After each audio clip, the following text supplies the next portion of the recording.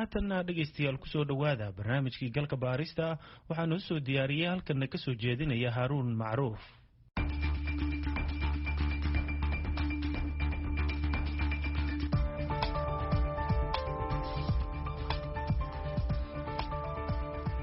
Oktoobar 2019 goor galab ah ayaa ilaalo ku sugnayd agagaarka hoteelka Maa'ida ee magaalada Muqdisho waxay fureen rasaastaasi waxaa ku dhintay taliyihii ciidamada Gorgor ee dawladda Soomaaliya Gaashaanle Maxamed Suleymaan Abikar Maxaadey. Gaashaanle Maxaadey waxa uu ku soo tababartay dalalka Uganda iyo Turkiga waxaana marka la dilay uu ka yimid gobolka Shabeellada Hoose oo uu ka soo galay howlgallo ka dhan hawrka Al-Shabaab. xeer ilaalinta dawladda Soomaaliya ayaa dacwad ku soo oogtay dadka lagu tuhunsanaa inay dilkaasi ka dambeeyeen kuwaasi oo ahaa ilaalada hoteelka Maa'ida. qareenada u doodaya raggaasi afarta ah ee la soo eedeeyey oo mid ka mid ah uu ka tirsan yahay ciidanka booliiska midna ciidanka xoogga dalka Soomaaliyeed waxay ku doodeen inaysan xeer ilaalintu cadaynin dilkaasi inay geysteen qaadashada hubkana ay sharci u haysteen ujeedadooduna aysan ahayn inay wax dilaan. hase yeeshee maxkamadda militariga Soomaaliya waxay 13 May 2020 dilka taliyaha iyo xubin ka tirsan ilaaladiisa oo la socday ku heshay 4 ka tirsanaa ilaalada hoteelka oo 2 ka mid ah lagu xukumay dil toogasho ah 2 kalena xabsi min 5 sano ah. gudoomiyaha maxkamadda darajada koowaad ee ciidamada militariga Soomaaliya Gaashaanle Sare Xasan Cali Nuur Shoote markii ay dhageysatay maxkamaddu doodii u dhaxaysay dhinacyada kala ah xeer ilaalinta ciidamada qalabka sida iyo qareenada difaacaya eedeysanayaasha sidaa darteed maxkamadda waxay ku kala xukuntay in 1 dable xooga Xasan Shoote Cusmaan 2 dable booliis Juule Gaabo Ibraahim waxay maxkamaddu ku xukuntay dil toogasho ah oo ah qisaasta marxuum Maxamed Suleymaan Abikar Maxaadey iyo marxuum Ismaaciil Maxamuud Maxamed sidoo kale Salaad Xayla Macalin iyo Mukhtaar Cabdullaahi Muuse waxay maxkamaddu ku xukuntay min 5 sano oo xabsi ciidan ah cidii aan ku qanacsaneyn xukunka maxkamadda waxa uu furan racfaan wabillahi tawfiiq. hase yeeshee muddo kooban kadib maxkamadda sare ee ciidamada qalabka sida ayaa raggaasi ka sii daysay xabsiga waxayna arrintani ka timid markii ay cafis ka heleen ehelka marxuumiinta la dilay. Suleymaan Abikar Xuseen waa aabaha Maxamed Suleymaan Abikar taliyihii Gorgor ee dilka loo geystay. maadaama maxamed Suleymaan waayay wixii jira cafiye salaamada qabaan aakhiro oo ummada cafiye salaamada qabaan afartii min baa la cafiyay yalla waxa la yiri nimanka ma lagu toogaa ma la tooganaya cafiye masaabaha qabaan marka dar Ilaahay baad ku cafisay hadiyaan ku cafisay. tallaabada cafiska ah ee uu sameeyay Suleymaan Abikar Xuseen waa mid aan ku badnayn Soomaalida dhexdeeda inkastoo haddana iscafisku uusan ahayn mawduuc cilmi baaris qoto dheer lagu sameeyay macluumaad badanna laga hayo. hase yeeshee tallaabadaasi waxay soo nooleysay doodii ku saabsanayd in cafisku uu qayb ka noqon karo in Soomaalidu ay iska cafiyaan kana heshiiyaan colaadii iyo hagardaamadii dhexmartay. inkastoo uusan jirin xilligan nidaam si muuqda oo rasmi ah u dhiirigeliya cafiska haddana Suleymaan Abikar Xuseen waxa uu galka baarista u sheegay inuu isagu kaligiis go'aankaasi qaatay. inaad cafiso ma adiga go'aansaday mise maxkamadda ku tiri iska cafi? maya aniga go'aansaday maxkamad hadda ku ruunya waxba macnaha Soomaalidu ma qabto sida maqalka qabtaba ama ogtaaba ma qabtaba maxkamad oo qaalidoodi shamba wax xukuma amba leeyahay ku ruux afiska dalba amba macnaha ku hadla ma jiriyaba sababtu ay tahay meesha odayaalaha ka taliya nabaddoonna ka talisa dawladdu waxay tahay dawladda oo leeyahay ku ruuyahay xaaladeedu Ilaahay og yahay iyadoo ay mataqaana xaaladeedu yaan adadkay waay sideedaba waa Soomaalidu khilaaf badan ka dhex jira marka cajis ana go'aansaday in wax xafiyo. haddaba iscafintu inay qayb ka noqoto xalka colaadda Soomaalida dhexdeeda waxay taageero badan heshay 6 sano ee u dambeysay kadib markii socdaal nabadeed uu sameeyay safiirkii hore ee Soomaaliya ee dalka Kenya Maxamed Cali Americo.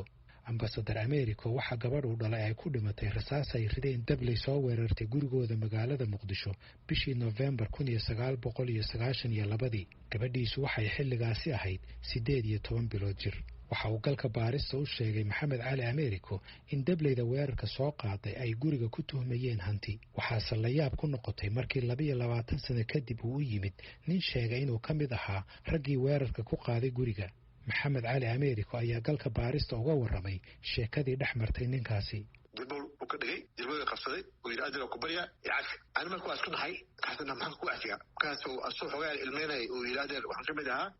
nimankii gurigiinii soo weeraray 92 intaa markuu marayo aniga automatically sheekada ay usoo dhacday wuxuu sheegayay iyo waqtigii iyo waa soo keenay waa soo qabtay markaas asaga uu hadlaya weli wuxuu leeyahay adeer eraalaho wiilashaa ka mid ahay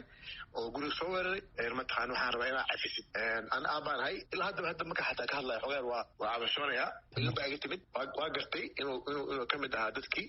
waa soo qabtay dhuuntaa ka qabtay niyaddeeda waxaa soo gashay ninkan meesha waa ku cajisaa badda maa geystaa oo mataqaana kusoo disaa dibadda ma ata oo wiilasha waardiyaha hotelka ah horey baa kasoo qaadataa u dhafataa ana waa jooynayaa haddana waa nin dhinacaato ahaa waa ka xoog badnaanay dadka maqaayadan way yaabihiin markayna arkeen waxaan samaynayo laakiin alxamdulilah ilaah baa qalbigay dejiyey waa iska sii daayey marka waxaan ku eriyey waa ku cafiyey wuu igu soo booday aniga asaga waa hag baa waa isla oyna labadeenaba waxaan ku yidhi marka aniga waa ku cafiyaan dhahay laakiin ilaahay bari labaraaga tuko ilaahayna cafi dheh sidaan ku cafiyey markaas ambasadar maxamed cali america waxa uu aaminsan yahay in cafiska uu sameeyey ay naftiisu ka heshay deganaansho inaan nafisaan qabaa oo mataqaanaa oo niyaddeedana ay qabooday sababtoo ah gabadheeda allah naxariisto ciddii soo celin karta ma jirto reerkeeda way ka dhimatay wax kastoo aan sameeyo si kastoo ay igu soo laabanayso ma laha marka xafiskaas ayaa aniga aan ku nafisay iyo ilaa haddeertaan meel kasta aan tagisaan kuu sheegay haarunow markaan la kulmo Somali community aan majaalada Soomaalida aan la kulmo arrintaas ayay weydiiyaan waxaa ugu dambeysay bishii hore oo Nairobi aan dhagan la hadlaayay markaan la hadlay oo aan kala hadlaayay arrimaha mataqaana dadka in la caawinayo iyo iskaalmeyska iyo mataqaana dadka masaakiinta wax loo qabto iyo kala hadlaayay ayaa waxay dhaheen ambasadore sheekadii kugu dhacday noo sheeg mataqaana noo sheekay iyo waxaad mataqaana ka aaminsan tahay marka dadka waxaan aaminsanahay inay weli hami u qabaan laakiin ay rabaan dad mataqaana arrinta ugu sheekeeya faa'iidooyinka ay leedahay iyo wax laga helayo in loo sheego cabdiweli xasan xaashi waa suxufi ku nool dalka Finland kana shaqeeya telefishinka qaranka ee dalkaasi muddo sanado ah waxa uu tababarayay wariyaasha Soomaalida intii uu hawshaas ku jirayna waxa uu bilaabay barnaamij diiradda saaraya olole ku saabsan sidii ay saxaafadu door uga qaadan lahayd cafiska iyo dib u heshiisiinta barnaamijkan cafiska marka ujeedka iyo sida uu maaragtay u bilaabno wuxuu ahaa inaan wariyaasha ku guubaabino in ay barnaamijyada iscafinta iyo dib u heshiisiinta iyo nabadda ay story noqon karto sidaas darteedna ay maaragtay wariyaashu ku dhiiradaan intay qarax iyo siyaasad uun daba taagnaan lahaayeen iyo maaragtay qaxar uun ka hadli lahaayeen in dad waxaa jooga Soomaaliyeed oo iscafiya dad waxaa jooga Soomaaliyeed oo positiveka iyo nabadda ka shaqeeya oo la dagaalama waxyaabaha qaldan ee dhaqanka qaldan ah dadkaas inaan u samayno media platformka waxaa la yidhahdaa ama loo sameeyo codkooda in la maqlo si markaas ummadda kale ee Soomaalida ah ugu dayato markaan bilownay waxaan la kulanay marka arrimo aad u mucjisa ah sida Soomaalidu ayba baahida xoogga leh ugu qabaan in ay arkaan macnaha programyada noocaas oo iscafinta ah markaasay marka waxaan ku dhiiradeen inay nala soo xiriiraan nala hadlaan anigu story ayaan hayaa ninaan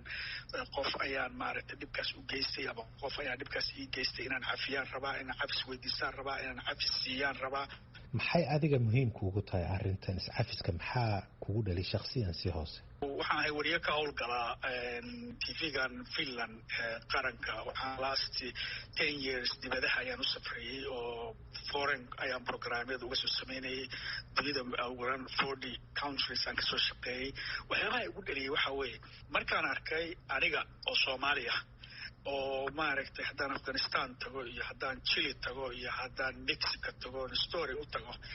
cabsida ay galayso ama waxyaabaha aan iska ilaalinayo inay yihiin in aniga journalismkayga ama markaas storyga aan ka hadlayo maanta dib iga soo gaaro Soomaaliya markaan tagay waxaan arkay waa wadanka keliya wadankayga aan u dhashay oo program kasoo sameynayay 2009 ee aan u baqay in aniga la ii dilo ama la ii dhibaateeyo identityga waxa ilaahay ii dhaliyay ama qabiilka markaas aan kasoo jeedo waxaana de anigu waxba ka qaban karin oona bedeli karin anigu Soomaali waa ahay qabiilaan kasoo jeedaa marka cabsi waxaan la yaabay marka waxaan keenay inaan adduunyada kalena journalist ka noqdo Soomaaliyana reer hebel ka noqdo marka markaasna ay nafteedii khatar gasho yaan waxaan is eri waa dhaqan runtii aad u baahan in wariyaashu dib u fiiriyaan oo la baaro horta waxa personally igu dhaliya waxa waaye waa go-aan aan ku qaatay inaan culturekan qaldan ee soomaalidu ay leedahay oo aan salka iyo raadka lahayn in aan bal anigu shaqadeeda xirfadda wariyanimo ee society-ga aan wax uga bedeli karo marka sababtaas ay igu dhalisay inaan maaragtay waxyaabaha aniga personally aan arkay waayoon dareemay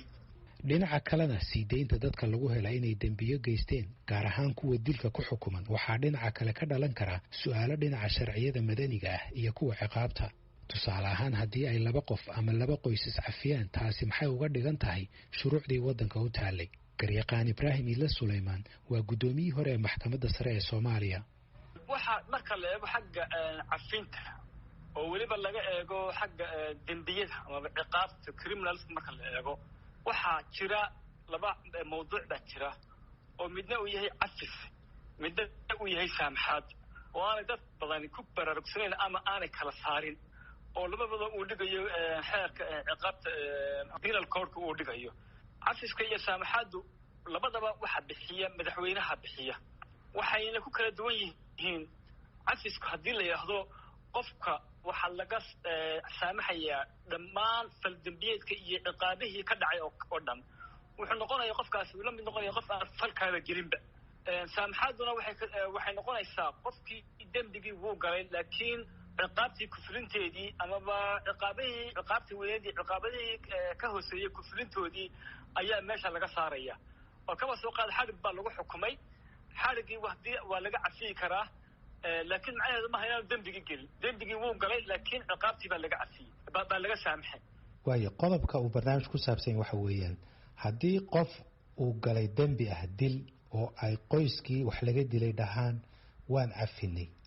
qofkaas ma la sii deynayaa sharcigu muxuu qabaa horta marka la eego arrinta ku saabsan qofka qof dilay penal code marka la eego iyo marka shareecada islaamka la kala eego waa kala laba shay waa kala mawduuc weeye oo aad u kala fog marka la eego penal code dalka u yaala ma siinayo afisiin maayo qofkii ehelada uu ahaa qofkii dhintay ama qofkii la dilay afisiin maayo laakiin shareecada islaamka ayaa afiska siinaysa iyo qisaasta oo loo raacaa waxa loo raacaa iminka waa shareecada islaamka laakiin looma raaco penal code iyo qodobka 434 waayo qodobka 434 wuxuu leeyahay qofkii qof kale waa dil u leeyahay laakiin marka halka ay taagan tahay maxkamaduhu dhammaantood waxay raacaan shareecada islaamka ay raacaan oo shareecada islaamka ayaa waxay siinaysaa khiyaaraad fara badan qofkii ahaa dhaxal xigeenka ama walidamka ahaa in uu iskaba cafiyo iyo inuu biyo ku cafiyo intaba isagaas khiyaarka yeelanaya iyo inuu ka go'aan gaadho inuu yidhaahdo mana cafin iyo diyana ka qaadan maayo ee halay qisaaso waxa bixisa shareecada bixisa khiyaaraadka laakiin penal code marka la yiraahdo ama xeerka dambiyada ama xeerka ciqaabta Soomaaliya marka la yiraahdo iyadoo kuma jirto arrintaas kuma jirto oo isagu ma bixinayo wuxuu kaliya bixinaya waa maxay waa in qofkaas uu dil lagu xukumo waxaana actis ama bixin kara markaas madaxweynaha oo kaliya laakiin isagu ma siin marka waa laba system oo kala duwan laakiin waxa la isticmaalay imka waa maxay lagu dhaqmaa waa ka shareecada islaamka ma jiraan dambiyo qoyska ama qofku uu ka cafin karo qofkii dambiga ka galay isaga ama ehelkiisa laakiin qaranku uusan cafin karin bal arrintaas ka hadal iyo say isku qaadan karto ama isku burin karto marka la eego dembi baa dhacay oo la eego systemka cadaaladda iyo xeerarka ciqaabta ee Soomaalida dembi markuu dhacay wuxuu leeyahay 2 dhiban uu leeyahay dhibanaha koowaad waxa weeyaan waa qaranka oo dembi ciqaaba ama fal dambiyad kasta oo dhaca hataa hadduu noqdo qof dakhray hadduu yahay qof jeebiyey qof dhaawac u geystay dhaawac haba noqdo dhaawac fudud dhibanaha koowaad waa qaranka sababtu waxay tahay wuxuu khatar ku yahay qofkaas falka geystay baa laga eegayaa amniga guud dhibanaha labaadna waa qofka sidaas darteed mar walba waxa ka dhalanaya waa maxay abaalmarinta ka dhalanaysa waa mid madaniya iyo mid ah criminal ama ciqaaba ciqaabta ah dawladda iskale oo ka go'aan gaadhaysa cafintiisa iyo cafis la'aantiisa waa marka eego wixii ka hooseeya qisaas laakiin qofku waxa uu ka go'aan gaari karaa waxa weeyaan waa madaniga oo ah magdhowga qofkaas soo gaar uu xaq u yeelanayo marka tiisa wuu cafiyi karaa magdhowgiisa madaniga wuu cafiyi karaa laakiin ta dawladda ee ciqaabta iyo xariga ah dawladda ka go'aan gaari kartaa oo keliya hadday ku cafinayso haddii lagu adkaynayo haddii ay jirayaan xaaladaha ee loo raacayo xaaladaha fududaynaya waa arrin u taalla garsoorka iyo cadaalad guud iyo dawlad laakiin qofka ka go-aan gaari maayo waayo markaan usoo laabano cafiska iyo iscafintu xal ma u noqon karaan mushkiladda soomaalida iscafinta iyo isasaamixidda waa mid ka mida dib waxa weeye heshiisiin in dadku iscafiyaan oo la isasaamaxo ayaa waxay ka raad weyn tahay oo ay ka saameyn badan tahay in qofku uu ku aarguto sharciga uu ku aarguto inta badan maxay ku timaadaa oo marka ay garowshiyo ku timaado oo Soomaalidu waa ka mahmaada waxay tahdaa garowshiyo waa geersiin qofku inuu dad baan galay hal laga raali ahaado qofka kalena uu ku bogsoonaya waxay keenaysaa in wixii meesha ka baxaan dabadeedna deganaashiyo iyo nabad waarta iyo xidhiidh rasmi uu meeshii ka dhasho laakiin xataa hadduu uu ku aargoosto sharciga oo tallaabo kaga qaato arrintii halkii bay taallaa waxbaa la kaatirsanayaa weli oo qofkii xataa laga yaaba in xadhig lagu xukumay oo xadhiggii soo laastay kii kale marka uu soo baxo weli colaadii meesha way taallaa godabtii meesha way taallaa waxa keliya ee ka saari karaa waa cafiska iyo saamaxaadda khubarada ula hadlay galka baaristu waxay ku doodeen in cafisku uusan ku badnayn bulshada soomaalida dhexdeeda gaar ahaan haddii xaaladdu gaarsiisan tahay heer dil ah waxaana dhacda inta badan in ehelka dhibanayaashu ay dalbadaan qisaas magdhow ama inay arrintuba ku dhammaato kala aargoosi ambasadar maxamed cali america waxa aan weydiiyey dareenkii uu kala kulmay dadka soomaalida intii uu ku jiray safarkiisa nabadeed ee uu ku dhiirigelinayay iscafiska wallahi ilaa haddeertaan ilaa maanta ku hadlayo 2011 tahay dadka aad bay u soo dhaweeyeen aad bay u rabaan iscafiska aniga hadda haddii ay weydiisad mataqaana ka shaksi ahaan soomaaliya waxaan aaminsanahay inay u baahan tahay in dadka wacyigelin badan dowladda ay geliso gobolada ay geliyaan maamulada ay geliyaan dadka lasu keeno dadka kii wax laga haleeyey iyo kii wax haleeyaba hadda aniga waxaan aaminsanahay ninkan haddeerta anay soo hor istaagay cafiska weydiisay ee dadka aniga ay dhahaan wax fiican samaystay laakiin isaga ayaa geesi ah ee geestan sababtoo ah ninkii ama waalidkii qof ka dilay ayuu soo hor istaagay uu yidhi cafi marka waxaan aaminsanahay in dadka ay kii laga haleeyey iyo kii wax haleeyaba dadka laska hor keeno oo lasoo hor fadhiisay anima dhahayo qof kastoo Soomaali ah ama wax laga dilay ama wax laga xaday ama wax laga haleeyey ha cafiyo laakiin dadka in la nafiso ayay u baahan yihiin meel ama system ay ku nafitaan ay ku hadlaan ayaa loo baahan yahay Soomaaliya dib u heshiisiinta iyo iscafintuba ma aha wax naadir ku ah caalamka waxaa jira wadamo badan oo horumar ka sameeyey iscafinta iyo dib u heshiisiinta su-aashuse waxay tahay Soomaaliya iyo Soomaaliduba diyaar ma u yihiin inay jidkaasi qaadaan gaar ahaan xilligan oo iscafintu aysan ka mid ahayn waxyaabaha safka hore ku jira ee ay Soomaalidu indhaha ku hayaan barnaamijkii galka baaristuna waa naga intaas inta aynu ku kulmi doono barnaamijkan oo kale waa Haaruun Macruuf oo idin leh nabadgelyo